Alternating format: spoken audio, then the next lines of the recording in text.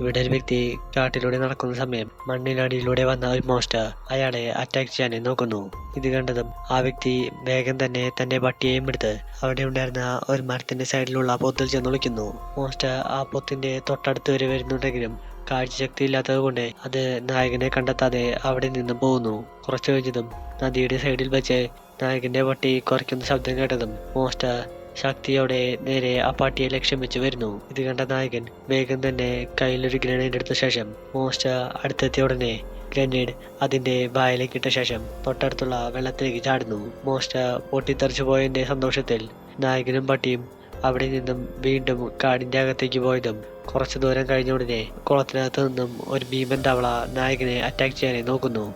തവള അതിന്റെ നാക്ക് വെച്ച് നായകനെ പിടിച്ചു വലിക്കാൻ നോക്കിയതും ഇത് കണ്ട നായകന്റെ പട്ടി വേഗം തന്നെ ആ തവളയുടെ നാക്കിൽ കയറി കടിച്ച് നായകനെ അവിടെ നിന്നും രക്ഷപ്പെടുത്തിയെടുക്കുന്നു.